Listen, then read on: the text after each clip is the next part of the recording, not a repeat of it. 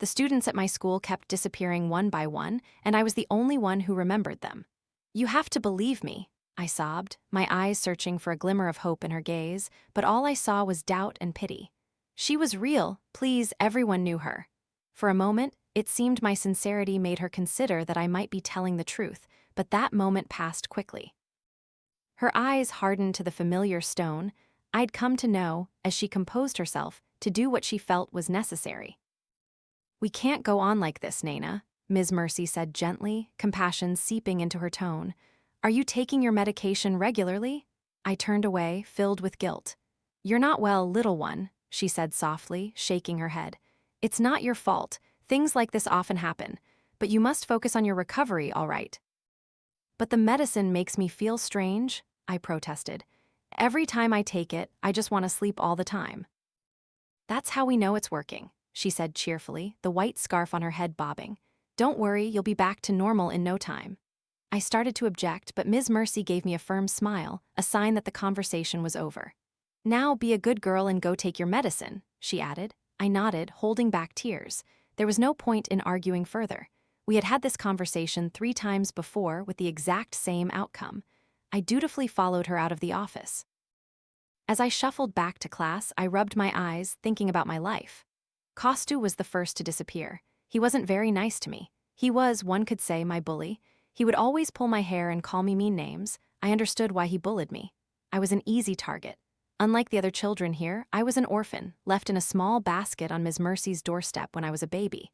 Growing up, making friends wasn't easy for me. I was too shy, too withdrawn.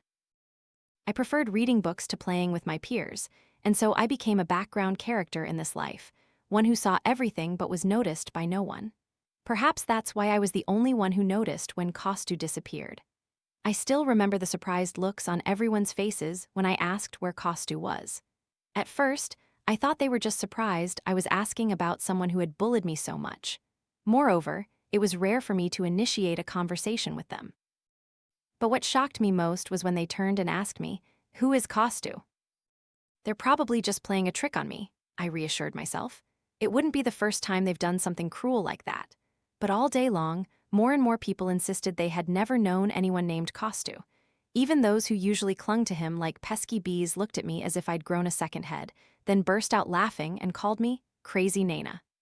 By the 3rd period, I was sobbing like a child when Ms. Sonica pulled me outside to find out what was happening. Between sobs and coughs, I tried to tell her the reason for my misery, only to be led to Ms. Mercy's office when I insisted Kostu was real. At that moment, my face lit up with hope. If no one else believed me, the woman who had raised me surely would. But no. She said that for a 10-year-old girl like me, having imaginary friends was unacceptable, let alone causing a fuss about it.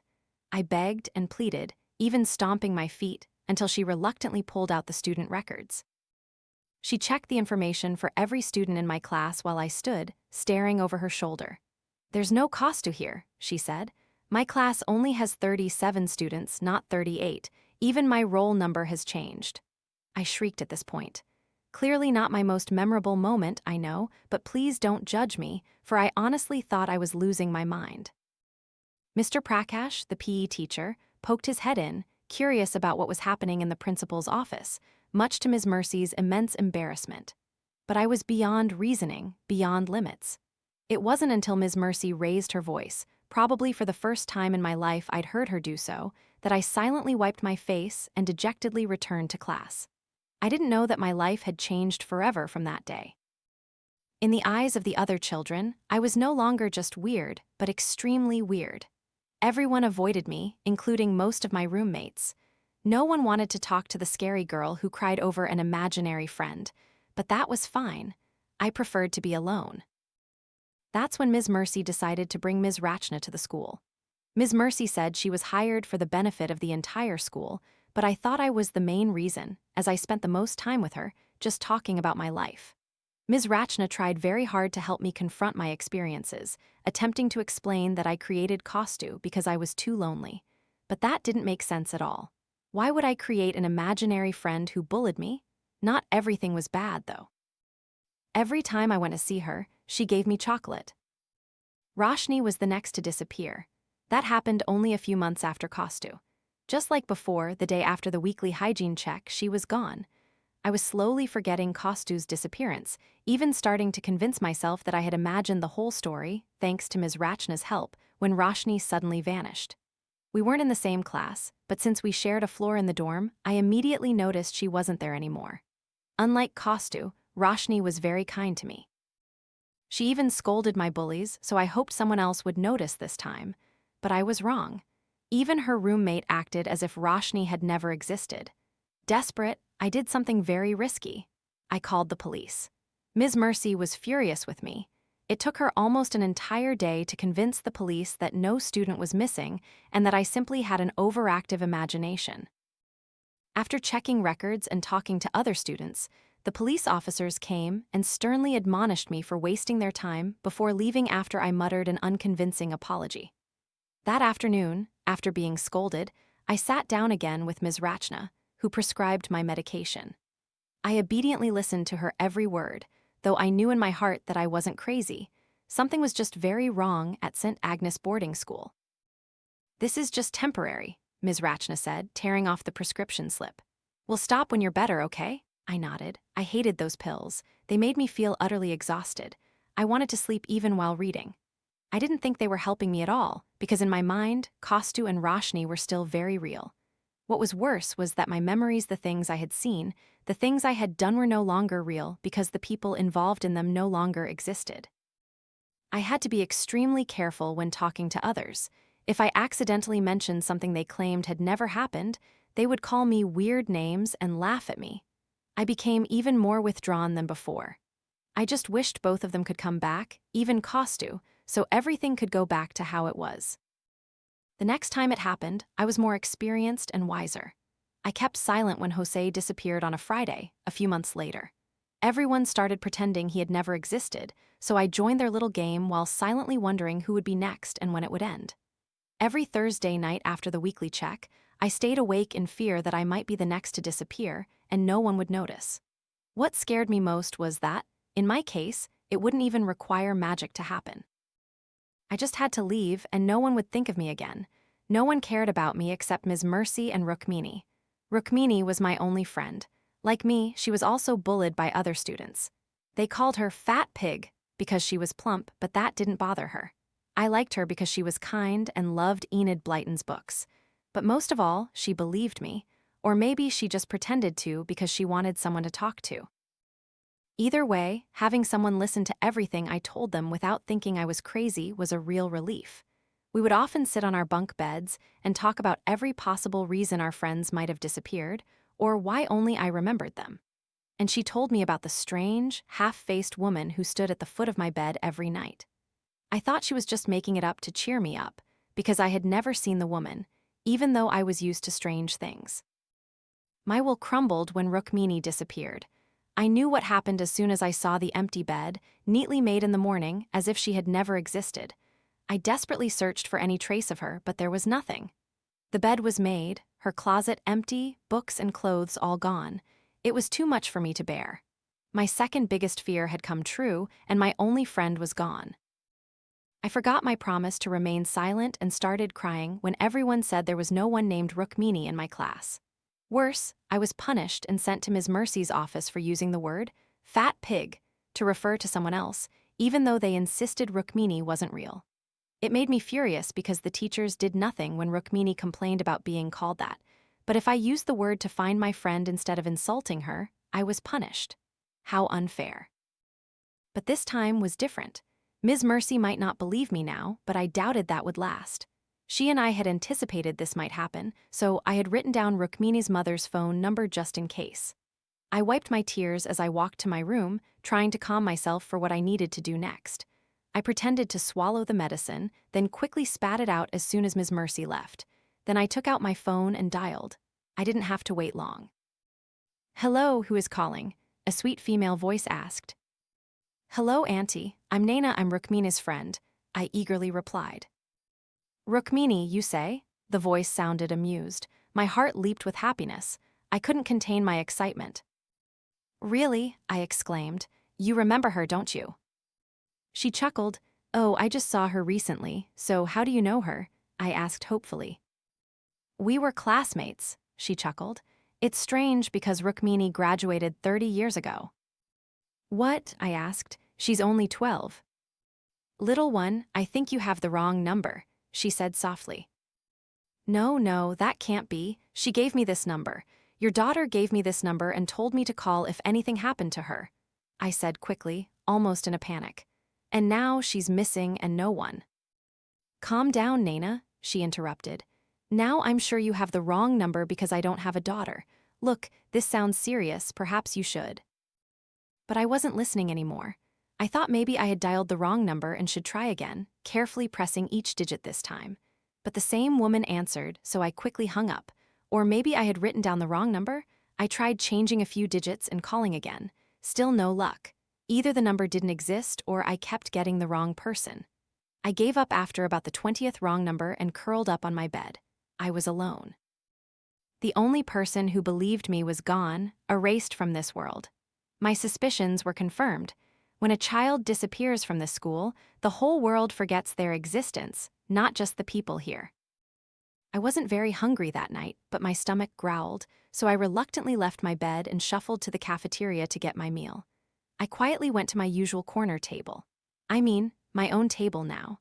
I was sure no one remembered ever seeing me sit there with anyone but myself.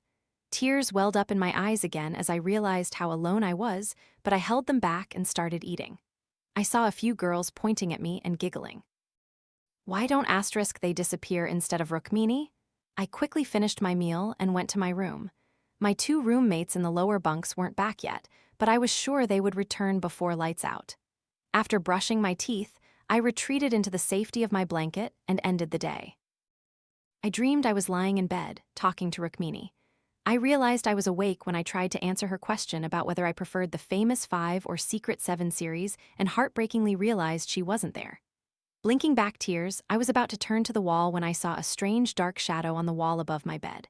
I froze. What was that? I saw Carol, who slept below my bed, and Brinda, who slept below Rukmini's bed, were still in their beds, so it couldn't be them. Moreover, they weren't tall enough to cast such a shadow. I slowly turned my head and looked down at the end of the bed, almost screaming. Standing on the edge of Carol's bed, just tall enough for me to see her head, was the strange woman Rukmini had told me about. The left side of her face was completely gone, as if God had decided to erase it, just as he had erased Rukmini and others from this world. Blood-red tears streamed down the other half of her face as she stared at me with one glowing eye in the darkness. I quickly pulled my legs up to my chest, trying to put as much distance between us as possible. Is this the monster who took the students from school? Is she coming for me too? But it couldn't be. No 2 children had ever disappeared on the same Thursday night, and I remembered Rukmini had seen her long ago. That meant that while I might be next, I still had time. I peeked out from under my blanket. Ah, she's still there. I pulled the blanket back over my head, reaching for my pillow, but my hand touched something. It was a photo. I trembled, knowing I hadn't put it there. I used my phone's flashlight to illuminate the picture. It was me in the photo. I was sitting under a tree in the schoolyard with a book on my lap, talking to Rukmini, who was sitting right next to me. I recognized her by her dress and build, not her face, as her face in the photo had been burned, and above it were the words, "Good girls know when to be silent." What did that mean? Who left this here? Why was this happening to me? I didn't know what was going on. I was scared, and I could still feel the woman's presence at the end of my bed. Did you sleep well? Ms. Rachna asked, her eyebrows furrowed with concern. I nodded and quickly stifled a yawn. Getting enough sleep is very important, Naina, she said. A growing girl like you needs it most. I nodded again. Is something bothering you? She looked at me with concern. Yes, Ms. Rachna. A woman with half her face disfigured comes every night and rests her strange head at the foot of my bed. Of course, if I told you that, you would totally believe me and not prescribe stronger medication, I thought, swallowing those words, then shook my head. Good girls know when to be silent. This is a safe place, she added. You can say anything here, no one will judge you. I'm fine, I lied, just a little tired. So, how are things at school? She changed the subject. How are your friends treating you? The same, I replied. Some still mock me with pig noises when they see me, asking where the fat pig is, making fun of Rook. No, my imaginary friend, but I don't respond. Why don't you react? She asked, waiting for the answer I had practiced. Because if I react, I'm just showing them they're bothering me, and that empowers them, I answered dutifully. And how do you feel when you think of Rukmini now? She asked after a few seconds. I shrugged. Naina, she emphasized, you know she wasn't real. I lied again. I just wish I could be normal like the other girls. But you are normal, Naina, she corrected me. Being sick doesn't mean not being normal. It just means you're not well, and like any other illness, this one can be cured, understand. Not all illnesses can be cured, right, Ms. Rachna? I looked at the clock behind her. Can I go now, Ms. Rachna? I asked impatiently. All right, she sighed. We'll continue the day after tomorrow, okay? I nodded and started to leave the room. Don't forget to get enough sleep, Naina, she called after me. Rest is very important. Time with Ms. Rachna always felt both painfully long and incredibly fast. I really don't know how to describe it. Every moment sitting there, talking to her, stretched on forever like a piece of chewing gum. But when it ended, I would wonder how time had flown by so quickly. It was a very uncomfortable feeling. She was right that I hadn't been getting enough sleep. I was too afraid of being erased by that strange woman to sleep at all. If it weren't for short naps in class, my eyes would have melted in their sockets long ago. Now, I was reluctant to go back to my room, even during the day. There was a heavy feeling every time I was there, as if my heart was about to sink deep into my chest, and the air felt thick, if you understand that. I'm sure Ms. Rachna would say it was all in my head, and maybe it was just my fear, because before I knew the half-faced woman was real, I didn't feel that way. I really didn't like my room anymore. I started spending most of my free time in the library, doing my homework and reading light-hearted books. That day, after school and lunch, I went to the library to do my math homework. Have I told you how much I loved math? Math was wonderful. I'm sure a large part of that was thanks to Ms. Sonica. She was a very good teacher, as if she was the only one who used props and outdoor sessions to teach us. Her lessons were very interesting, and the only place where my mind was freed from thoughts of Rukmini and the ghostly woman. I had drifted off while reading a Nancy Drew novel, and the librarian gently roused me. I smiled awkwardly, realizing it was closing time. The sun had set but made way for the moon. I must have slept for about 3 hours because my neck ached, but my body felt refreshed. I put my books in my bag and left the library, heading towards the cafeteria. I only stayed in my room and during curfew when everyone had to go to sleep, not a second longer. After dinner, I decided to visit Ms. Mercy's house to see how she was, but she wasn't there. The way our school was built was with the main building in the middle of the boys' and girls' dorms, with administrative buildings and teacher housing surrounding it. It was a pretty safe area, except for the occasional ghost in your bedroom. She's probably in the administrative building, the guards yelled when they saw me, and I quickly ran back to the dorm, filled with anxiety about what would happen tonight. When I entered my room, Carol and Brenda were giggling about something. When they saw me, they stopped, whispered something to each other, then laughed louder than before. I hated it every time they did that. It was annoying. But their presence brought a strange comfort, even though I knew the woman would still come at night, whether they were there or not. I had thought about waking them up when she appeared. But what if they didn't see her? What if she disappeared? I would be mocked again. And there was always the possibility she would attack them if they saw her. I didn't hate them enough to put them in danger. Good girls know when to be silent. I wondered who wrote that and why. Was it a warning? Was she warning me not to tell anyone about her existence, or was that someone else entirely? I bet Nancy Drew could solve this, but I wasn't Nancy Drew. I was just a lonely loser with a mental illness, curled up in my old blanket. I really shouldn't have slept in the library that night because now I was wide awake. The ticking of the clock sounded like clashing swords, and the strange buzzing in my ears was almost deafening. Have you ever noticed that sound? You can hear it when there are no other sounds, like thousands of bees buzzing near your eardrums. Once, I focused on that sound so much that I gave myself a headache. I felt something tug my bedsheet and froze. She had come. I felt a weight at the end of the bed. She must be pulling herself up. I was terrified, but to satisfy a strange curiosity, I opened my eyes and looked down. She rested her head on her hands like a broken puppy and began to stare at me with lifeless eyes. I groaned as I saw her eyes, her one eye move as she caught my gaze. I pulled the blanket over my head, drew my legs up, and squeezed my eyes shut. Will it be like this? I wondered. Will she just lie there and stare all night? The fear slowly faded over time, and I began to feel angry. Why won't she go away? What does she want from me? I used my anger to suppress the fear, then, to my own surprise, I asked her, "What do you want?" I whispered angrily. Her eyes widened, and her mouth dropped open as if she was shocked that someone dared to speak to her.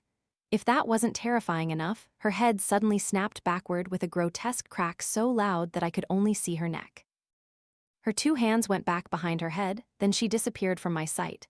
I quickly sat up to see what she was doing and saw her crawling backward on her hands and feet. Her head continued to turn backward, almost 360 degrees, peeking out from between her legs as she continued to crawl backward. Her body passed through the closed door, and when she was only halfway inside, she stopped, her gaze locked on me, sending shivers down my spine. Was she calling me? Did she want me to follow? That could be a terrible idea, but I decided to follow her.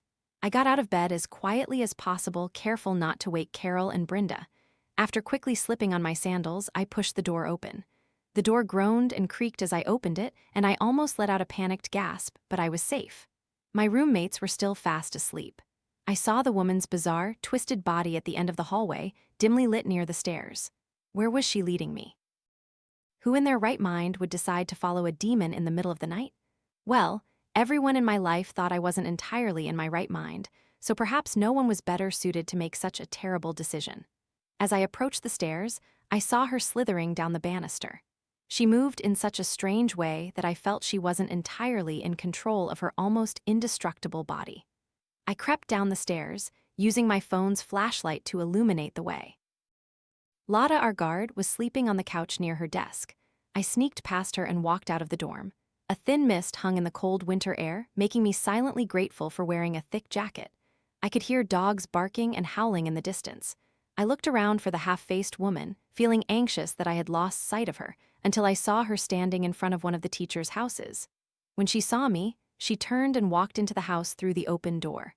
I hesitated for a moment. Should I break into a teacher's house? I told myself this was too important, and I would face the consequences later. Perhaps tonight I would find answers. The nameplate indicated the house belonged to Mr. Prakash Sharma, our PE teacher. Was he involved in what was happening to me? I had to admit, the disappearances always happened after the weekly checks conducted by him and Ms. Rose. But I had never thought he himself could be involved, especially after I started seeing the demonic woman in my room. It was best not to jump to conclusions. I trembled as I entered his house. If I got caught, I would be in the biggest trouble ever. The house was completely dark and silent. I quickly realized he wasn't here. Why was the house unlocked? Did she open it, or did he really forget to lock it? I didn't know. The jingling of keys pulled me out of my thoughts, and I walked towards the sound, straight into Mr. Prakash's bedroom. I swept my phone around the room and took in the scene before me. The woman was no longer there, and somehow I knew I wouldn't see her again tonight. A painting on the wall had been removed, revealing a wall safe with a key still in the lock. The safe was a bit too high for me to reach, so I used a chair in the room to lift myself up and open it. Above a stack of papers was a pile of strange objects. A wristwatch, a stuffed animal, a hairband. Wait, I recognized that hairband. It belonged to Rukmini. Why was it here? I trembled, thinking of the consequences. Did Mr. Prakash kill my friend? What about the other items? Did they belong to other students? What was he doing with them? I took out the stack of papers and started reading. The first page was titled Psychological Assessment. What the hell is this? I saw my name. It was my psychological assessment. Current condition: patient diagnosed with early-onset schizophrenia. She exhibits signs of paranoid hallucinations and excessive fear. She remembers everything very clearly, not just fleeting glimpses. Clearly, memory modification measures are not effective with her. You should be glad she's stronger than you thought. All the lines in parentheses were handwritten. Why does Mr. Prakash have Ms. Rachna's notes? Are they working together? What's going on here? I continued reading. Patient's activity level, attention, and ability to concentrate observed within normal limits. Hypnosis ineffective with her. I can only induce a certain semi-comatose state. This is a good sign. Medication prescribed, olanzapine. Not this one. I'm actually just giving her a strong sedative. I felt tears welling up. I was completely confused and scared.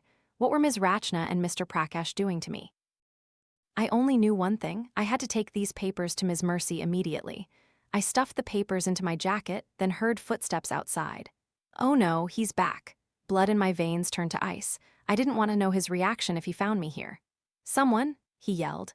What should I do now? I can't escape through the front door because he'll see me immediately. The window is the only option, but will I have enough time to open it? I made a split-second decision and quickly closed the bedroom door. I thought that before he managed to open it, I would have time to escape through the window. He slammed into the door just as I closed it. Open the door, he roared. Open this damn door. He started pounding on the door as I moved towards the window. Open it now, you little brat, he growled. I'll kill you, open it now. I ran to the window and started to open it when I heard a piercing scream from Mr. Prakesh. The entire room fell silent and I hesitated. What's he doing? The answer came in the form of animalistic growls. He lunged at the door again, this time so hard it shook, and again, but the door held firm. I put my leg through the window and was about to climb out when the door exploded. Splinters of wood flew everywhere. A thick, clawed hand reached out, opened the door, and I fell to the ground, scrambling on the grass. I carefully stood up and quickly heard his footsteps echoing on the floor as he slowly moved around the bedroom. He wasn't human. He couldn't be human. No way a human could be like that. I quickly got up and started running towards the dorm. I could hear him behind me, growling and hissing, teeth grinding with each breath, closing in on me with unnatural speed. I hadn't even reached the main road when he lunged at me, pushing me to the ground. My hands and legs were badly scraped, but that wasn't what I cared about now. I turned and looked at the monster hunting me. His bulky silhouette was clear in the bright moonlight. Sharp fangs protruded from his lower lip, and a long, blood-red tongue hung loosely between his teeth. His face was much larger than normal, but apart from the fangs, he still looked surprisingly human. He was as muscular as a truck, so large that his shirt was torn open, revealing a disgusting hairy chest. This can't be real, I thought, but the crunch of gravel under the monster's feet reminded me that it was. I whimpered as he lifted me, threw me over his shoulder, and carried me back to the house. I wanted to scream for help, but I was so scared I couldn't open my mouth. I silently cried on the creature's shoulder. In just a few seconds, he had brought me back to the house. Before I could even understand what was happening, I was tied tightly to a chair in the dining room. I watched in terrified silence as he transformed back into his normal self with gruesome cracking and snapping sounds.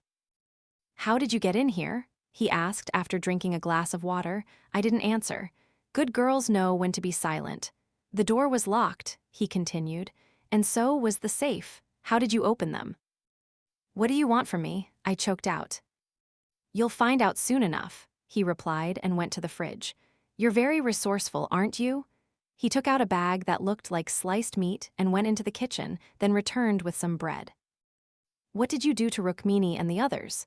I asked after I stopped crying. "What do you think?" he smirked. He took the meat out of the bag and started making a sandwich. "If you don't do as I say, your beloved Ms. Mercy will be next," he added. I shuddered. "Oh God, please end this nightmare. I just want to go back to my room." He walked towards me, carrying a plate with the sandwich. "Eat," he ordered. "Growing girls need to stay healthy." I shook my head. "I'm not hungry," I whispered. "Eat." He slammed his hand on the table. I took a bite, immediately wincing at the disgusting taste. "What is this?" I asked, almost retching. "What's wrong, my dear Naina?" he said. "I'm so disappointed. I thought you'd recognize the taste of the fat pig. My PE teacher just made me eat the flesh of my dead best friend. I knew most people would react violently to that, screaming, vomiting, crying. But I just sat there, lifeless." He yelled in my ear, warning me not to tell anyone and threatening to kill me, but I wasn't paying attention. I was in a state of shock. I wondered, perhaps for the 100th time in the past few days, what I had done to deserve this. I was still in a daze when he cut my bindings, when he told me to leave, when I shuffled back to the dorm without feeling the pain in my legs. The next thing I remember was sitting in the bathroom, sobbing uncontrollably. Everyone has a limit to what they can endure. Your sanity is like a rubber band. It can only stretch so far before it snaps abruptly, leaving you in a tangled mess. I had reached that limit. Just one more push and my band would break. Most people would suggest therapy in this situation, and I laughed bitterly, remembering that wasn't even an option for me. After what seemed like hours, I wiped my tears and staggered back to bed. I was exhausted, and I knew the half-faced woman had no intention of harming me, not to mention she hadn't even appeared tonight. But even so, I couldn't get any sleep. Time passed, I just lay there, not thinking about anything clearly, feeling more and more desperate with each passing second. As the first rays of light pierced through the window, I decided to get out of bed and watch the sunrise. People often say the darkest hour is just before dawn, and the first light of morning always brings good things, or at least hope. And I truly understood that, because I felt much better seeing the pale orange sky in the morning. I would survive this, no matter what, no matter how difficult. I would live with that determination in my heart. I turned back inside and got ready for school. I needed to figure out how to maximize my chances of survival, and as they say, knowledge is power. So, before breakfast, I made a list of everything I knew. 1. My PE teacher and psychiatrist are involved in a conspiracy to kill and eat children. 2. They can somehow erase memories of the murdered children from everyone's minds. 3. They want to kill me, but for some inexplicable reason, they haven't yet. 4. My psychiatrist, Ms. Rachna, tries to hypnotize me in every session. 5. There's a ghostly woman who appears by my bed every night and is trying to help me. 6. I have an ally named S, who may or may not be the half-faced woman. There were still many questions I hadn't answered. 1. Why haven't they killed me? 2. How can I stop them? 3. Is anyone else involved with them? 4. Who is the half-faced woman? Why is she helping me? 5. Who is S? Think and plan for survival. I had read that in a book, and it would become my mantra in life. First, I knew I had to contact S. Perhaps they knew more about what was happening at this school. But how? At first, I thought it might be Ms. Mercy, but that didn't make sense. Why would she choose to send me mysterious messages when she and I spent so much time alone together? I had another guess, but that would have to wait. I put the list in my bag and found a small pouch with a piece of paper attached to it. Just a little scent, the demon will disappear. S. I smiled as I opened the pouch and found a pale gray powder inside. I didn't know when it got there, but I silently thanked S. I felt much better knowing that I now had something to defend myself. My first class this morning was PE. I caught Mr. Prakash looking at me with a smirk several times while observing my classmates playing badminton. I chose not to react, just clutched my bag, thinking about the small pouch inside. After the bell signaled the end of class, he walked straight up to me. Ms. Rachna wants to see you, he said, smiling like a cat that had swallowed a canary.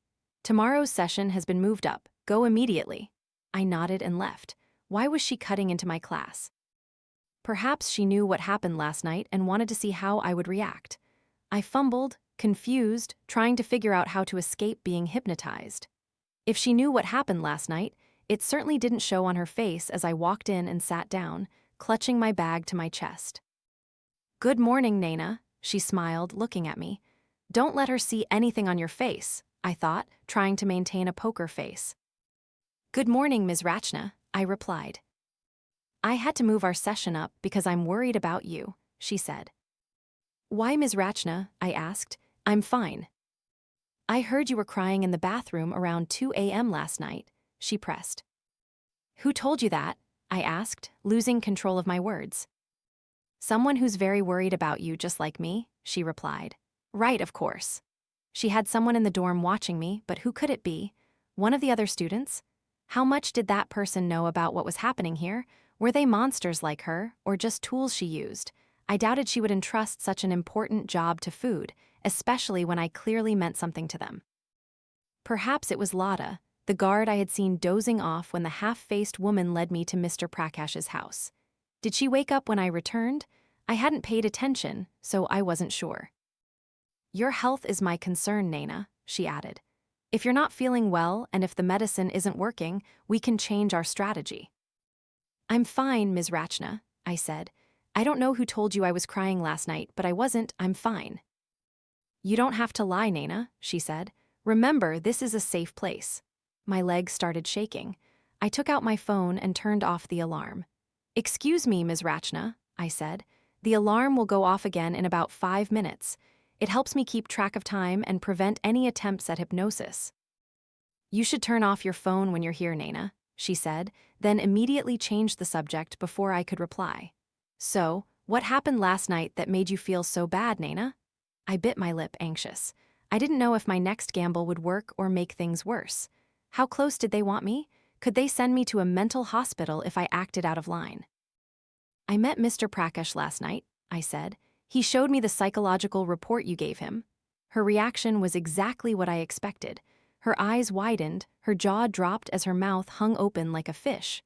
For the next few seconds, she said nothing, trying to process what I had just said. That reaction told me a lot of things.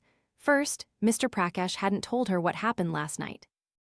Second, she didn't know exactly what happened last night, despite her spies, apart from knowing I cried in the bathroom, but still chose to use Mr. Prakash to summon me to this meeting. Why? Was it a show of power? Did they not trust each other? If so, how could they work together? There was only one possibility if they were still working with someone, perhaps a superior, but who? How could I find out? Why would he do that? She whispered. Excellent, I hit the jackpot. I wanted to raise my hand in celebration, but I controlled myself. She had almost admitted that at least one copy of her professional report on me was not in her hands. I had successfully navigated the situation without being labeled crazy for talking about child-eating monsters while also making her make a mistake. 1 point for crazy Naina. I shrugged in response. Which reports? She asked, trying to remain calm. That's a matter of doctor-patient privacy, a privilege you yourself violated, Ms. Rachna, I thought. I don't understand, I replied innocently. You thought I would tell you about your own handwritten notes? Think again, Ms. Rachna. She became increasingly confused. I could see the gears turning in her head as she blinked in bewilderment. They didn't trust each other, and more importantly, they didn't trust each other to the point of suspecting the other was working against them. This was something I could leverage in the future. Think and plan for survival. My leg trembled, and I turned off the alarm again. Ms. Rachna, can I go now? I asked. I'll miss math class. She nodded distractedly, and I quickly left before she changed her mind. I allowed myself a small smile as I finally turned off the alarm on my phone. The bell rang just as I walked into class, and my classmates left with giggles when they saw me. It no longer bothered me. I had much more important things to worry about now. Ms. Sonika was packing up her books as I approached and cleared my throat. Hello, Naina, she smiled. Can I help you? Good morning, Ms. Sonika, I greeted her. Ms. Rachna called me to her office, so I missed your class. I'm sorry. It's all right, she replied. You can get the notes from someone else, can't you? I can ask Vandana to help you if you need it. Thank you, Ms. Sonika, I said gratefully. So, how are you feeling, Naina? She asked. Is everything all right? I nodded. I feel much better, I said honestly. Would you like some chocolate? She asked, pulling a large Cadbury bar from her bag. Thank you, Ms. Sonika, I said, but Ms. Mercy said I shouldn't eat too much chocolate. Oh, I won't tell her, she whispered conspiratorially. And you won't either, will you? I shook my head and quickly snatched the chocolate bar. That's right, good girls should know when to be silent, she said with a wink. I smiled wider than ever and left the classroom. That was a really good day. I breezed through the other classes before recess, focusing intensely on the lectures, though my mind sometimes tried to wander to thoughts of Rukmini and what happened last night. By the time the bell rang for recess, my stomach was a churning pit of controlled indignation. The fear had long since left me. I knew what I would do next, and it would cause a chaos that would be remembered for a long time. Let's see how this plays out. I could hear the chatter from the staff room at the end of the hallway. It was funny how teachers, who always demanded silence and discipline in class, could be so noisy. Not all of them were there right now, but enough for me to make my point. I saw Ms. Sonika sitting, happily chatting with a few other teachers in the corner of the room, but I wasn't here for her. The person I wanted to see was sitting right in front of me. Hello, Naina, Ms. Rose said, stepping in front of me, her voice with the childish tone people often reserve for babies, not for grown 10-year-old girls like me. What do you need, little one? She asked. I want to see Mr. Prakash, I replied. She smiled and let me pass. I walked over to Mr. Prakash, grabbing his attention by placing my bag on his desk. He looked at me with a questioning gaze, wondering why I had the audacity to come see him after he had kidnapped and forced me to eat flesh. What do you want? He asked softly. I raised my hand, signaling him to be silent for a moment. Then I rummaged in my bag, pulled out a handful of what I needed, and blew it straight into his face. It was a gamble. I didn't know if the powder would work, but the results far exceeded expectations. He pushed his chair back and started screaming in pain. His face cracked and burned like a flaming log. Holes appeared on his face where the powder touched, turning orange as small flames licked his skin. Then his skin charred and blackened as he fell, writhing on the floor in agony. But watching him suffer, though sweetly satisfying, wasn't why I did this. I turned and looked at the other teachers. Some were horrified by what was happening, some were shocked and started to move to help Mr. Prakash. I saw Ms. Sonika, her eyes wide, but there was also a hint of something like delight. But most importantly, I felt waves of malevolence aimed directly at me from some of the other teachers, and immediately, I understood that my situation was even more hopeless than I had ever imagined. And there was another truth, pounding against the walls I had deliberately built in my mind to protect myself from that cruel truth. Something that had been trying to reveal itself since everything began, trying to tear my heart apart. But I knew I had to face it now. If many teachers and staff were monsters and actively involved in this, and if they had trouble working together, that meant there was a leader controlling them, keeping them in order.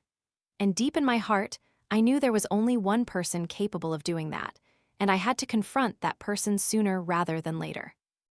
St. Agnes Boarding School was founded almost 100 years ago by a Christian missionary determined to civilize the increasingly rebellious savages who opposed the British, under the leadership of a thin, bespectacled old man in a white dhoti. After India gained independence in 1947, most of these missionaries returned to their homes in England, and the school was transferred to the local Christian community, who helped it become one of the leading educational institutions in Himachal, dedicated to educating the nation's young generations. Every time Ms. Mercy spoke about this, her eyes would well up, and she mentioned it a lot. My bedtime stories often revolved around how she joined the school and rose to the position of headmistress. With everything that had happened, I wondered if any of that was true, or if it was all just a lie, and she had used me to practice her fabricated story. How long had she been killing children? How many had she killed during her time here? More importantly, what was she really? The thought that the woman who had raised me with all her love turned out to be a monster was hard to accept. I looked at the teachers staring at me angrily, wondering what they would do next. Ms. Rose was the first to act, striding over and pulling me out of the classroom. "Where did you get that ash?" she asked, grabbing my hand, but immediately recoiled as her hand was scorched. "Ash, I don't know what that is." I shook my head. "Think, little girl," she panted, clearly flustered by this. "Good, you deserve more than that." "I don't know, Ms. Rose," I lied. "What do you mean you don't know?" she yelled. "Why did you attack him? You don't know that either?" I started crying, though I didn't want to at all.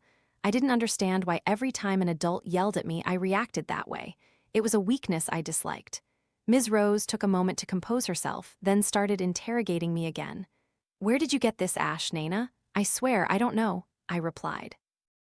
"All right, when did you get it? Did you put it in your bag before you came here?" she asked. I shook my head. I had to be careful how I answered these questions.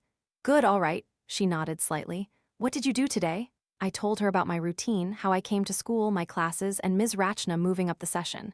"Wait," she interrupted. "You met Ms. Rachna today?" I nodded.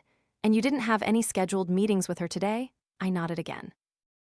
"And you didn't have this in your bag when you walked into her office?"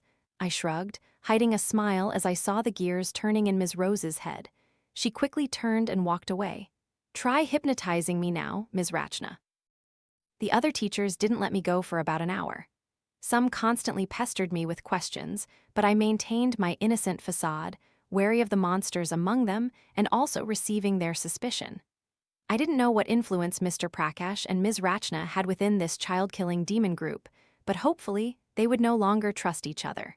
Surprisingly, the police weren't called. With Mr. Prakash dismissing the concerns of the other teachers, saying he felt better after applying a wet towel to his face, I suspected he used the towel to hide the fact that his wounds were healing rapidly. Truly a monster. Ms. Mercy didn't appear, and it was likely Ms. Rose was with her, helping to ease the tension within their group. I breathed a sigh of relief because I wasn't ready to face her. I grabbed my bag, washed the ash from my hands at the staff room sink, then left for my remaining classes. After school, on my way back to my room, I met Carol, my roommate. "I heard you got Mr. Prakash," she said, almost as a question. I nodded.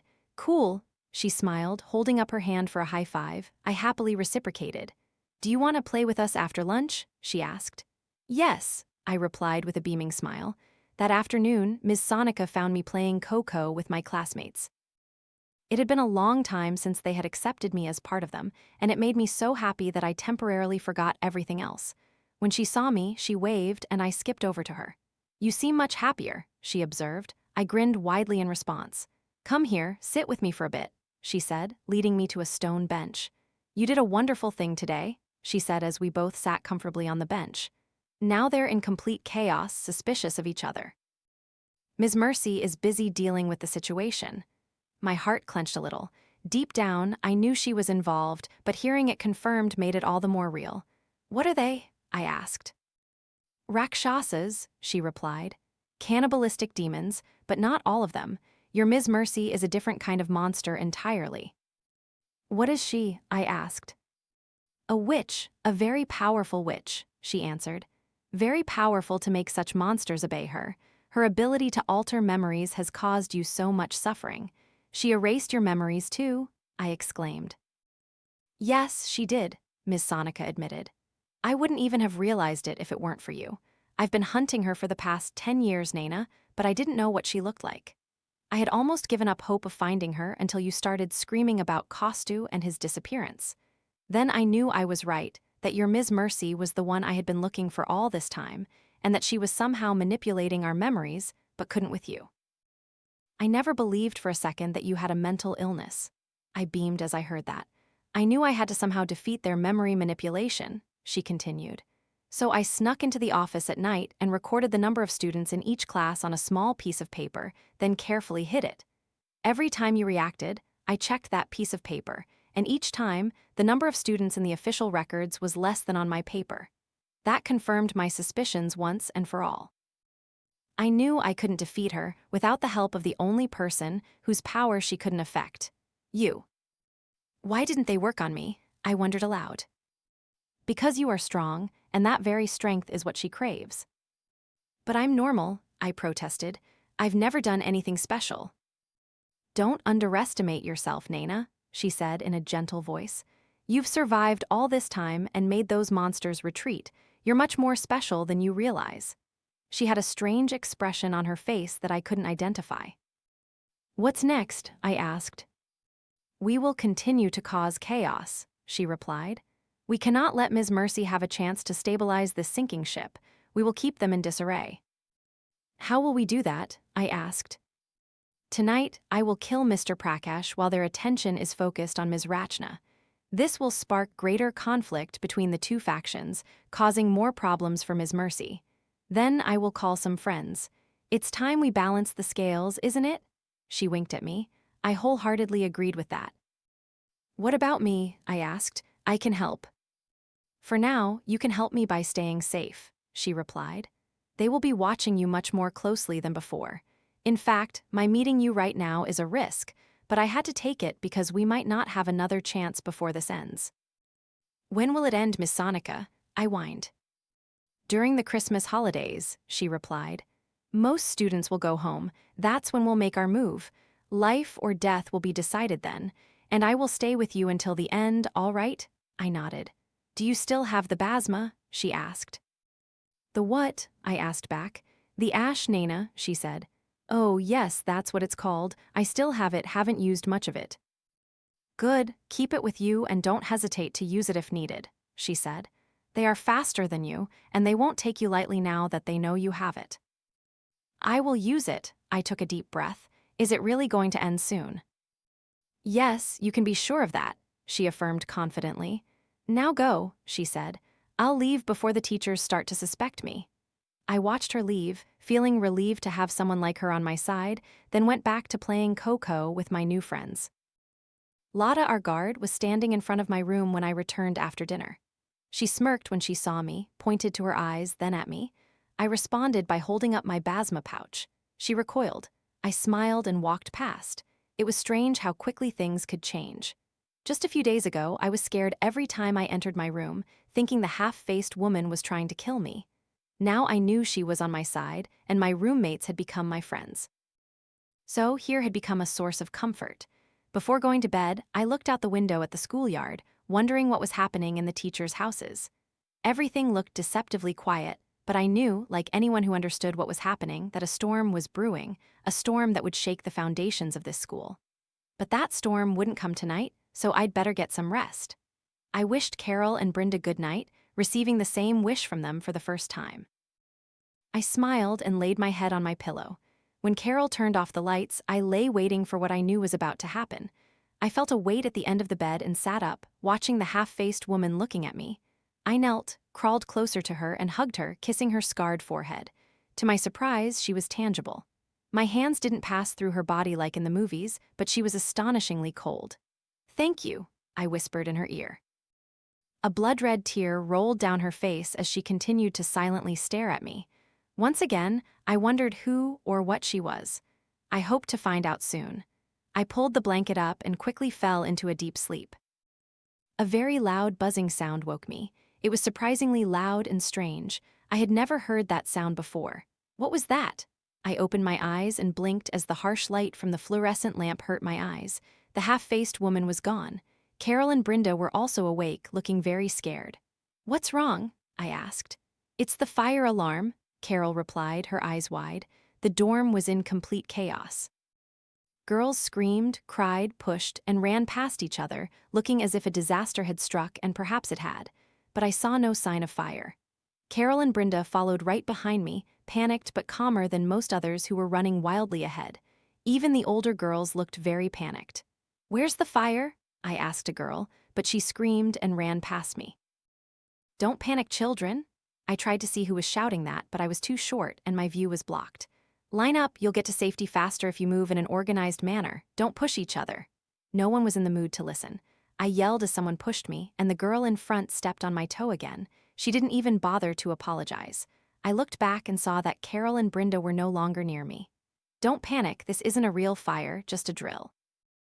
I pushed my way to the front, and when my view cleared, I saw the person speaking was Ms. Rose. She stood next to Lotta, our guard, and a police officer in a khaki uniform. The officer's forehead was bandaged, surely injured, I thought. "A drill," an exasperated voice exclaimed. It was Shiny, the school prefect. "At 12:30 a.m. "Best time to test the school's readiness," the police officer replied wearily. "You could traumatize the children," Shiny said. "A real incident won't appear at your convenience, little girl," the officer replied. "And it won't give warning. Most of you would be dead already."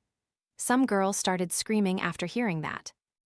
"You're scaring them," Shiny said indignantly. "Please stop yelling, you're giving me a headache," the officer grimaced. "Have you ever thought that if there was a real fire, the children wouldn't take it seriously, thinking it's just a drill?" she challenged.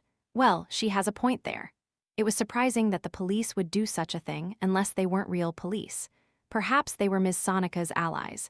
They were using the drill to survey our school. If so, this was a bold move. Even if Ms. Mercy was busy dealing with Mr. Prakash and Ms. Rachna, she would still be suspicious of this reckless act. Or my theory was wrong, and the police were actually working with Ms. Mercy, and she had called them to help control the situation. If that were the case, Ms. Sonica and I were in big trouble. "Don't argue with the police, Shiny," Ms. Rose reprimanded our prefect. "Let him do his job. Everything will proceed more efficiently." Then, with the police officer explaining what we needed to do in such situations, as the entire group moved downstairs, "Smoke will kill you," the officer yelled, trying to make his voice heard above the girls' murmurs. "Most of you will suffocate before the fire even reaches you." Then the police officer scolded Ms. Rose for not keeping the stairs clear and explained how to stop, drop, and roll, and the importance of staying low to the ground. "Cover your face with a wet cloth," the officer said. "The more you can breathe, the higher your chances of survival." As we went downstairs, I saw that the boys' dorm had also been evacuated, and more police officers were standing in the schoolyard, the designated assembly point. Carol saw me and motioned for me to come closer. "Hey," she said, "did you know Mr. Prakash resigned tonight?" That immediately piqued my curiosity. "Really?" I asked. "Yeah," she replied. "Some girls say he resigned tonight and that it had something to do with you." "What, something to do with me?" I was surprised. Yeah, what actually happened between you and him? Why did you hit him today? She asked. I hadn't thought of an answer to this yet, I just bit my lip. They said he tried to assault you, like, inappropriately. My eyes widened. I shook my head vigorously. I mean, he did attack me, but the implication of this rumor was completely different. You don't have to talk if you don't want to, she reassured me. But know that no one liked him, and everyone thinks you're really brave. Illy? I asked. She nodded. I looked around and saw that everyone really was looking at me and whispering.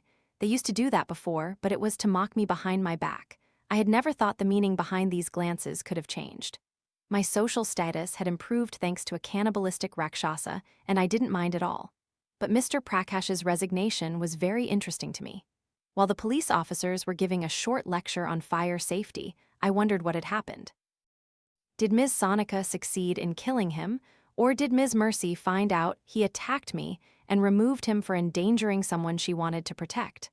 I hoped it was the former, as that would further escalate the conflict between his faction and Ms. Rachna's. The fire department will inspect all school buildings, so you'll see them around the campus tomorrow, Ms. Rose said loudly, pulling me out of my thoughts. But you don't need to pay attention to them, just continue with your studies as usual. Ms. Rose, is it true that Mr. Prakash resigned? I heard someone ask, and I felt all eyes on me. The matters of the administration don't concern you much, Ms. Rose replied. If there's anything to announce, we'll let you know. Now go, it's late. The entire commotion died down as we started heading back to our rooms.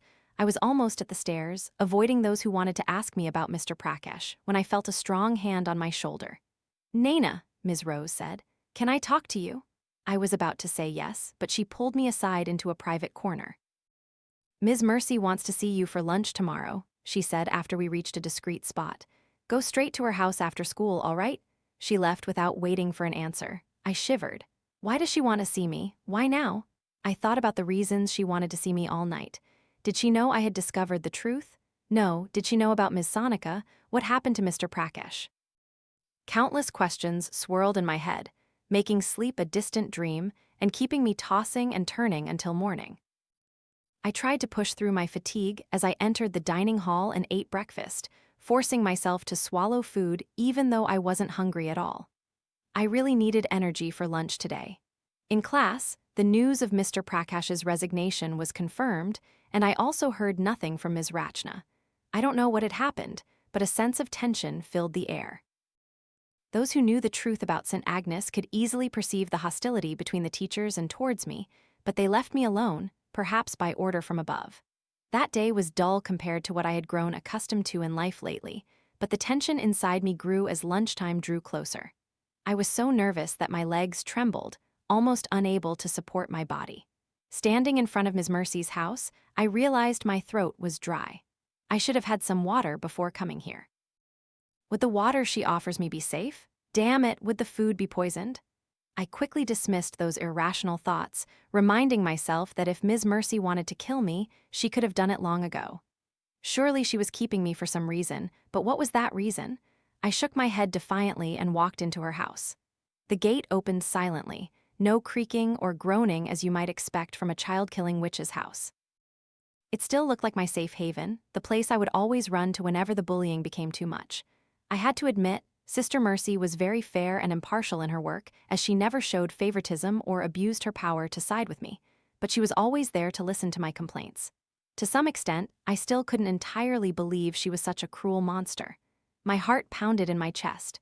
I heard her voice as soon as I entered the house, startling me. Naina, is that you? She asked. I'm in the kitchen, dear, come in.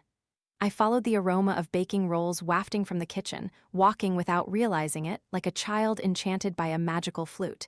When I entered the dining room, Sister Mercy saw me, and her tanned face lit up with a smile. There you are, my sweet child, she said excitedly. Sit down, lunch is almost ready, I made your favorite. I sat down in my usual spot at the dining table, silently waiting, my legs tapping nervously as she hummed while working in the kitchen. I didn't have to wait long. She quickly brought out hot chicken rolls and a warm glass of milk. Here you go, she sang as she placed the plate in front of me. I hesitated. What's wrong? She asked. Eat before it gets cold. I took a bite of the roll, still as delicious as ever, and hunger overcame fear, making me devour it. I'm so proud of you, Naina, she whispered, smiling. Why? I asked softly. She chuckled. You know Mr. Prakash is dead, she said. I froze, not knowing what to say or do. Yes, she continued, a smile on her lips. And Ms. Rachna too. My mouth hung open. Close your mouth and eat, Naina, she gently reminded me. It's rude to talk while eating. I hastily complied. They found his body last night. Someone doused him with basma and decapitated him. He was burned beyond recognition and his head was missing. Gruesome, isn't it? She said casually. My hands trembled with fear as I took another bite, trying not to make eye contact with her. After the police left last night, she added, someone also killed Ms. Rachna. Must have been someone from Mr. Prakash's faction or a large group of them. Now her children are going wild, just wanting to tear each other apart. What a mess. I looked into her eyes and was shocked to see pride and admiration there, not the anger I had expected. Well done, Naina, she said, as if astonished by me. You killed my two faithful pets with just one magnificent display. Oh my, she whispered. I'm so sorry I missed it. Burning his face in front of everyone like that, using Rachna's own hypnosis attempts against her, and taking them both down in one go. You truly exceeded my expectations. What do you want from me? I asked, my voice choked. My mascara was smudged, and I realized I was crying. Who is helping you? She asked, ignoring my question. Who gave you that basma? Who invited those trident-tattooed people last night? They must have been the ones who killed Mr. Prakash. Surely they were. No one from Ms. Rachna's side had the guts to do that, so who helped you? I shivered in fear as I saw a murderous, insane glint in her eyes. Is it one of the teachers? One who isn't a Rakshasa or one of her children? She asked, panting. No, wait, she screamed. Don't tell me. I want to find out myself. Oh my, I haven't felt this excited in centuries. She giggled, and I recoiled in fear. Oh no, she said softly, seeing my reaction. Are you scared of me? We can't have that happen. You're a monster, I sobbed. You're a child killer, you're evil. Evil? She seemed confused. Why am I evil, Naina? Because I kill people. Floods kill people, earthquakes do too, and storms devastate this nation's coast every year. All these acts of that benevolent God kill thousands every year. Is he evil? I didn't know how to answer. Our understanding of good and evil is relative, Naina, she continued. Chicken is food for you, people are food for my pets. Why is their eating considered evil? Is a lion hunting a gazelle evil? It's just the law of nature. Aren't we all children of God? Do we deserve to be condemned just for our diet? Aren't we all just trying to survive? I couldn't believe what I was hearing. This wasn't the Ms. Mercy I had known my whole life, the kind and gentle woman who always helped those in need. Or rather, she had never existed. This was her true nature. The Mercy I knew was just an illusion, a shadow on the wall that vanished when the light of a new day shone. What do you want from me? I asked, my voice firm. I need your help, Naina, she said softly, her eyes softening. I don't like killing children and drinking their blood, but I have to. Otherwise, I will wither and die. How can I change that? I asked. I don't understand why you think I'm special or that I have power. Honestly, I have nothing. Oh, but you are special, Naina. Very special, she replied. You walk the line between life and death. You are the key to unlocking the gates of immortality, something I have sought for centuries. Centuries? How old was she? You can see the dead, can't you? She asked. I took a deep breath, thinking of the half-faced woman. Did she know about her? I have no definite proof of that, but it's something I sense from you, for lack of a more precise word. She answered her own question. You are truly her successor. You knew my mother? I pressed. You said you found me on your doorstep. Do you know my parents? Her eyes shifted away from me. Why? Was it guilt, or just an act? Yes, she whispered. I knew your mother. She was once my student in many ways. Undoubtedly one of the most talented witches I ever nurtured, yet I am certain you have the potential to surpass even her. Her eyes became dreamy, lost in memory. My heart began to pound faster. I had wanted to know about my parents all this time, and she had always said she knew nothing about them. Now, finally, I was getting the truth. She left me after she met your father, she said with a sad smile. She said she couldn't continue this anymore. Oh, young love. She was forced to let her go, of course. Let her go, she let them go willingly. Then what happened to them? I knew about your birth, she replied. I flew to meet you on a plane, of course, not on a broom. She laughed loudly, strangely, then continued. It was when I saw you, felt the immense power within you that I knew I had to have you. And I knew she would never let me take you, so I did the unthinkable. My mouth fell open as hot tears streamed down my face. "You killed them?" I screamed. "Oh, Naina," she said, "I'm so sorry. It's just that I found what I had always been looking for, and I couldn't simply." "Bitch," I shrieked, cursing for the first time in my life. She started to say something else, but I threw the plate of food at the wall and started running. I hadn't even taken 3 steps when an incredibly strong force hit me, throwing me back into the chair. I felt as if I was bound, unable to move. I looked at Ms. Mercy. She was still sitting in her place, but lazily pointed a finger at me. "What are you doing? I haven't finished speaking yet," she gently chastised. "I know you're angry with me, and you have every right to be. I hurt you terribly, and I know you may never forgive me. But let me have a chance to make amends." "Make amends how?" I cried. "How can you make amends? You killed my family." "You can if you give me a chance," she said. "Let's make a deal, Naina." "What deal?" I yelled. "You help me achieve my dream of immortality, and I will help you bring your parents back. Together, we can conquer death." Together, we can conquer death? Could I really bring my parents back? A small spark of hope ignited in my heart. With all the crazy things I had witnessed, was that truly impossible, my mother? "Just you and me from now on, Naina," she continued. "I'll leave the Rakshasas to your police friends. We'll run away, just the two of us, like it always was." My brain turned to mush. I didn't know what to say. I knew she was the one who killed my parents, but the intense longing for them was something I couldn't ignore, just as I couldn't ignore Ms. Mercy's offer. "You don't have to decide right now," she said, her voice soothing. "I know they'll need more time before taking action, before making a decision. Just think about it." I felt her invisible shackles loosen, and finally, I could move freely again. I wiped my face and left without another word. The next few days passed in a dream. I barely remembered what happened, as my mind was constantly lost in chaotic thoughts. The police officer with the bandage on his head stayed at school for a day or two, but then left. I was sure he was preparing to attack the teachers with Ms. Sonica's help. The Christmas holidays quickly arrived, and most students returned home, leaving the school empty and gloomy. Brenda also left, but Carol stayed, so I wasn't entirely alone. 2 days after the holidays began, I felt it in the air. Everything would happen tonight. As I stood looking out at the schoolyard, my cold breath fogging the windowpane, I knew that, one way or another, it would all end tonight, and I had finally made my decision. Since the day Ms. Mercy offered to bring my parents back from the dead, I hadn't contacted her. Ms. Sonica also avoided me, although I could feel the hostility from the other teachers, or as Ms. Mercy called them, her pets or children, but for some reason, even the child-eating monsters kept their distance from me. It was like the calm before the storm, or the time before the finish line when athletes prepare to give it their all. Just one more push, and it would all be over. Everyone felt it. Even the children who knew nothing of the school's truth whispered nervously, wondering what was happening. Something very big was coming, something that would fundamentally change St. Agnes Boarding School. I mostly kept to myself, day and night, thinking about Ms. Mercy's offer, imagining having a home, living with my parents. I had always envied the other children when school ended. They would rush to their mothers waiting at the school gate, while I was left behind the school's iron gates. It was like being trapped in a prison, especially during summer or winter holidays when the children dragged their heavy suitcases away. Deep down, I knew it couldn't be true, that the dead couldn't come back to life, that I couldn't trust Ms. Mercy.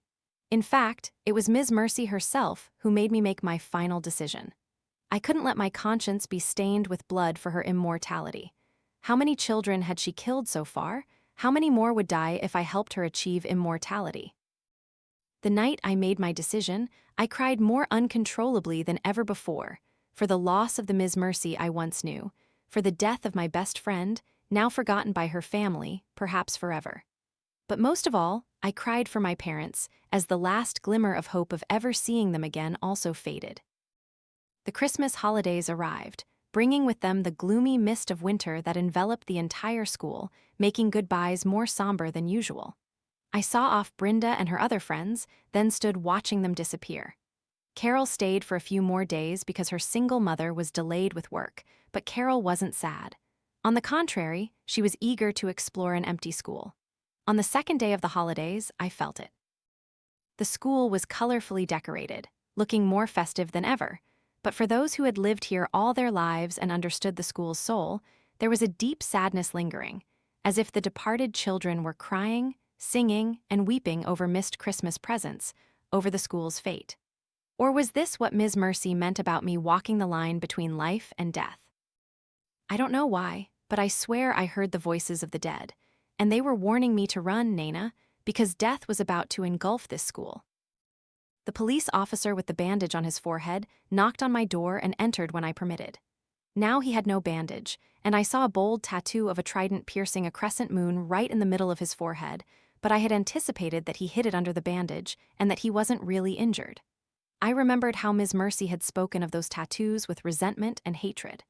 "Hello, I'm Rocky," he said.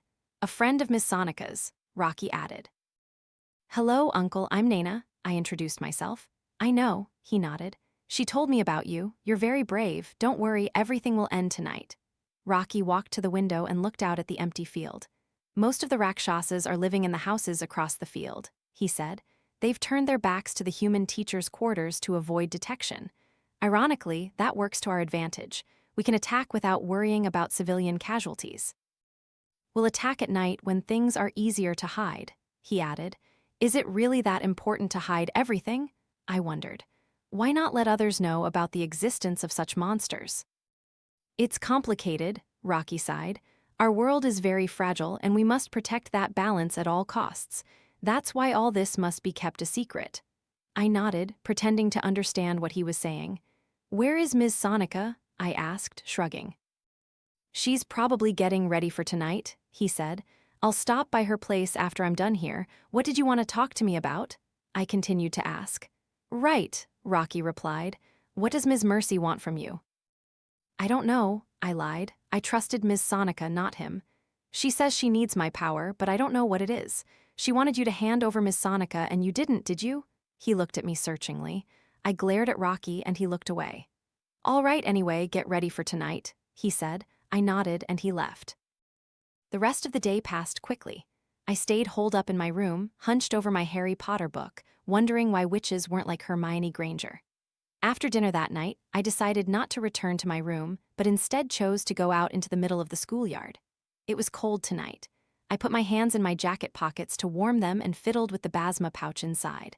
How would it start, and when? I didn't want to wait here for hours, but it increasingly looked like I would.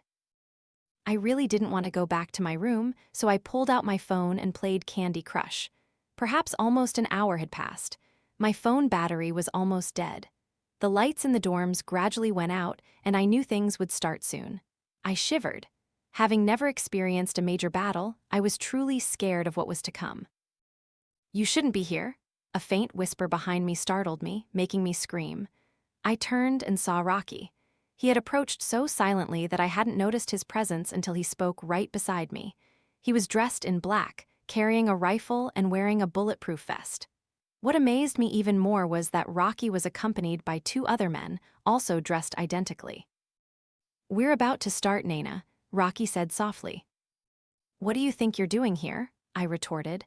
"You didn't tell me to stay in my room." Rocky rubbed the trident tattoo on his forehead. "I thought it was pretty obvious." "Are the other children safe when the battle starts?" I asked. "Safe," he nodded. "We've locked the gates of both dorms." I was about to say something else, but one of the men with Rocky spoke up. "Look, boss." We looked in the direction he pointed. In the distance, a figure in a white robe, arms crossed, slowly approached. "Who is that?" someone asked. "It's Ms. Rose," I whispered. "Get behind us, Naina," Rocky said, aiming his rifle at the child-eating monster who was casually advancing towards us. I was afraid he would tell me to leave, but somehow he didn't, and soon Ms. Rose was standing in front of us. "It's a beautiful night, isn't it?" she greeted, her eyes flashing with malice in the darkness. "What do you want, monster?" Rocky asked, his voice filled with hatred. "Don't be so rude," she chastised Rocky, like a teacher speaking to a student. "I just want to talk." "I'm not in the mood to talk, thank you very much," he replied. I didn't come to talk to you, Hunter," she turned to me. "I came to talk to my student Naina." "About what?" I asked. "Don't you find it strange that they let me come straight here without killing you?" she asked, a sinister smile on her face. "Yes, very strange. Why would they? Oh no, you're holding a hostage." "I guess the little girl is smart," she giggled. "Now I understand why Ms. Mercy likes you so much." Who? I asked, my voice full of anger. Your favorite teacher, Naina, she replied. A shiver ran down my spine. They've captured Miss Sonica. What do you want? I asked, my voice trembling. Naina, come with me, Ms. Rose said, her malicious gaze directed at Rocky. And you, wait until Ms. Mercy finishes talking to her favorite student, but don't worry, we'll have our dance soon enough. She cheerfully waved goodbye to them and started walking. I looked at Rocky. He avoided my gaze. I guess that was his consent. Taking a deep breath, I started following Ms. Rose. Once again, I stood before Ms. Mercy's house, and it looked indescribably terrifying, despite the beautifully decorated Christmas tree outside the door, as if just yesterday I had helped her decorate it, even though a year had passed. Ms. Rose pushed the gate open without a sound. You would think a monster like her would hide in the shadows, but the house was brightly lit, and she was sitting in her favorite armchair, looking at me with a loving smile. It was a very cozy scene, except that Ms. Sonica was tied to a chair on the left, blood dripping from her head. And I screamed in pain as I saw the scene on the left. Carol's lifeless body sprawled on the blood-soaked floor, her throat cut so deeply that her spine was exposed. What's wrong, Naina? Ms. Mercy asked, her voice full of concern. You killed her, I screamed, my voice and sanity both breaking. But the child bullied you, she exclaimed. I just wanted to give you a Christmas present. I couldn't say anything. I wanted to tell her she was wrong, that Carol was actually very kind and was now my friend, but the words caught in my throat, and I collapsed onto the floor, a trembling, sobbing mess. Besides, I was thirsty, she said sarcastically, taking a sip of red liquid from a wine glass. Oh my, can't even celebrate Christmas with my children anymore? Ms. Rose sneered. I hated her. I hated both of them so much I just wanted them to die, evil creatures. I wanted to crush them like cockroaches. I'm really sorry, Naina, she said softly, her face quickly transforming into the Ms. Mercy I once loved just a lie. Did you really think I hated the child? If I had known, I would have chosen another. I really need to regain my strength to deal with your friends outside. Now you know how to help me so I never have to kill again, right? Ms. Mercy clapped her hands. Have you decided? Don't listen, Naina, Ms. Sonica stammered disbelievingly. Shut up, Rose, Ms. Mercy yelled. Wait, Rose, Ms. Mercy said. We're talking. Rose wisely fell silent. Have you decided? Ms. Mercy asked, her voice full of eagerness. I nodded.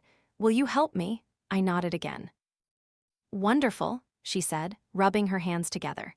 But if we're going to start working together, I need you to show your commitment so I know you're fully invested in this too.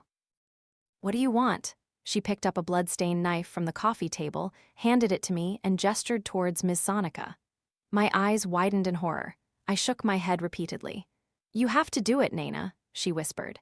If I'm going to leave my family, you have to do the same. How can I trust you if you don't sacrifice anything? Prove that you truly want to see your parents again, Naina. Are you really going to abandon us? Rose asked, looking horrified. Ms. Mercy angrily snapped her fingers, and immediately Rose flew out the now-closed front door, shattering it into fragments. I'm talking, Ms. Mercy said, her voice icy. What family are you talking about? I asked. Huh, she looked confused. You said I also have to leave my family, I emphasized, pointing out the inadvertent slip in her words. What family? She looked at me in silence. She had made a big mistake. I looked towards Miss Sonica, who had slumped her head in the chair. She's my family, but who is that person? I screamed. She had been seeking revenge on Ms. Mercy for 10 years. My mother was killed 10 years ago after I was born. Tears streamed down my face uncontrollably as the bitter truth finally dawned. What was Ms. Sonica to me, and what did Ms. Mercy want me to kill? My own aunt. Do you want to see your parents again, Naina? Ms. Mercy asked. You know what you have to do. Nothing in life is easy. I've always taught you that everything must be earned through hard work. I wiped my tears and started walking towards her. Loud explosions echoed in the quiet Christmas night, sounding like a war zone. Rocky had begun his attack, even though we were still trapped with this monster witch. Don't mind that, Ms. Mercy said, her voice impatient. Do what you need to do. With trembling hands, I took the knife and turned towards Ms. Sonica. I'm so sorry, Auntie, I whispered. Don't do it, Naina, Ms. Sonica said, now fully awake. I shook my head, pulled the basma pouch from my pocket and threw it at Ms. Mercy, then ran towards Ms. Sonica, hoping to have enough time to free my aunt and run towards Rocky and the others. "No," Ms. Sonica screamed. "Auntie, why?"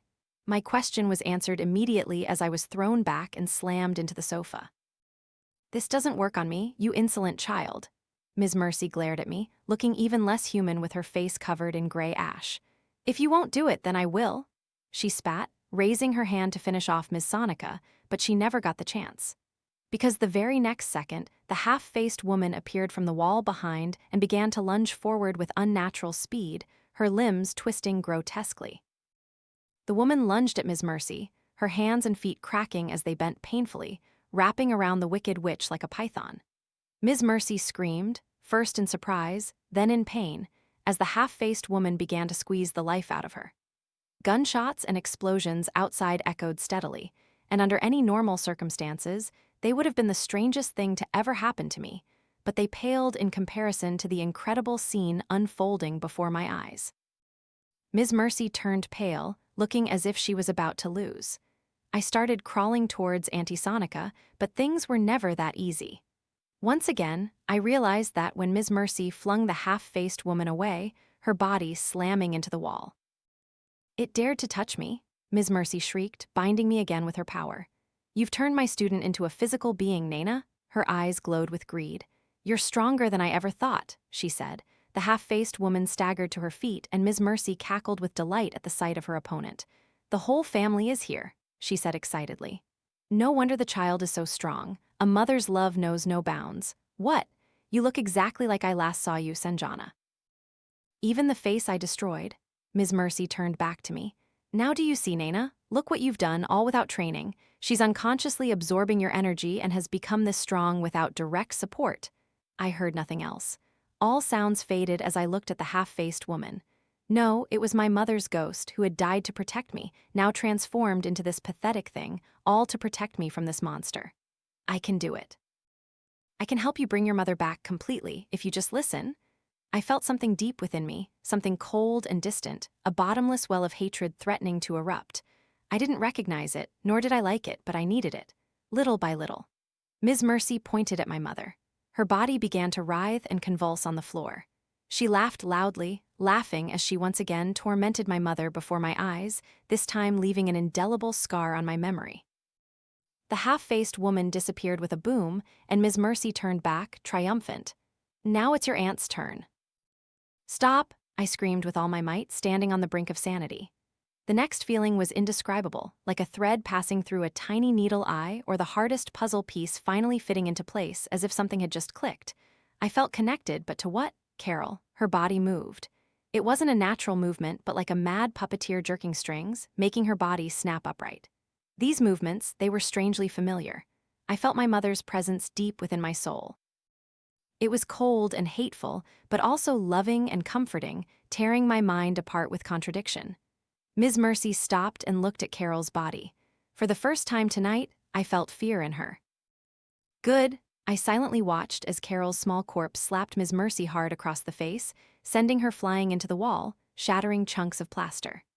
Wasting no time, I started crawling towards Auntie Sonica, pulled out the knife, and began cutting her bindings. A loud roar came from the shattered front door, and I turned to see a huge Rakshasa enter, the remnants of a torn white shirt still dangling from its monstrous body. Carol turned, lunged at Ms. Rose, jumped on her, and slammed the monster to the floor. She wrapped her hands around the Rakshasa, squeezing hard. I watched in astonishment as she squeezed so hard that her fingers pierced bone and flesh, decapitating the cannibalistic monster. I felt my mother groan in pleasure within me as she successfully destroyed that horrible monster. I breathed a sigh of relief. It seemed everything was finally over.